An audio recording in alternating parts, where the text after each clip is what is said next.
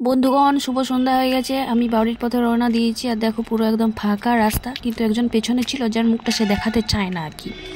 সে মানুষেরকে মুখটা বেশি দেখাতে চায় না। যাই হোক, আমি জোর করলাম না। আর এ হচ্ছে সেই রাস্তা আমার গন্তব্যস্থলে যাওয়ার। আমি আমার ঘরে পৌঁছেও গেছি। এরপর দেখো, দেখো কি করছিস না?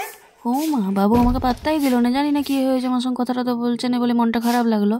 তো যাই হোক, ঘর ঢুকেই দেখলাম এই অবস্থা। এরপর আমি করব একটু ওয়ার্কআউট। তো এই দেখো, আমি মোটামুটি রেডি হচ্ছিলাম, তার মধ্যেখানে মনে হলো যে আমার সঙ্গে কথা কেন বলছে না। একটু তেল মারতে গেলাম, কিন্তু সেটা তো কোনো লাভ হলো না। জানি না কি কারণে আমার উপরে রাগ করেছে।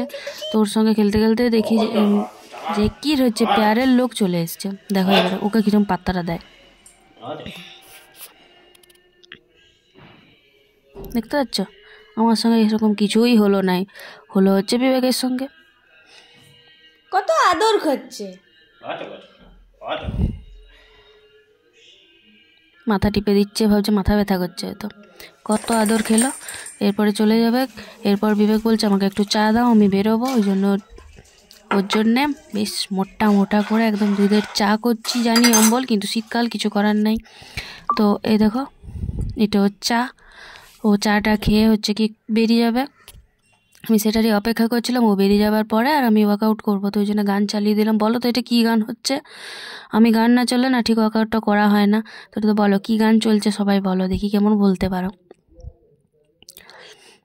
আর এই দেখো, আমি শুরু করেছি। আমি জানি না ঠিকঠাক করি কিনা, ইউটিউব দেখে দেখেই যেটুকু যা শিখেছি সব ইউটিউব দেখে দেখে। আর আমাকে বিছানার মধ্যে বসেই করতে হয়, কারণ নিচে যদি আমি করতে বসি জ্যাকি বাবু খুব বিরক্ত করে। ওই জন্য আমার নিচে ঠিক বসে করা হয় না, এই উপরে করা হয়, আর নিচে ওই যে দাঁড়িয়ে দাঁড়িয়ে যেটুকু যা করা হয়। তো চলো, আমার ওয়ার্কআউট করা হয়ে গেছে। এবার আমি জামা ছাড়বো। এই যে জামা রেডি হয়ে গেছে। এবার জামাটা আমার ছেড়ে আমি এবারে চা খাবো। চা না খেলে আমার ঠিক সন্ধ্যাবেলাটা হয় না। আর এই দেখো, এই মুড়িটাই হচ্ছে আমি খাই। যখনই মুড়ি খাই তখন আমি এই মুড়িটাই খাই। এই মুড়ি ছাড়া আমার অন্য কিছু মুড়ি বেশ পোষায় না। তো এই দেখো, আমার চা রেডি হয়ে গেছে। চা আর 4টা বিস্কুট খাবে তো চলে এসো।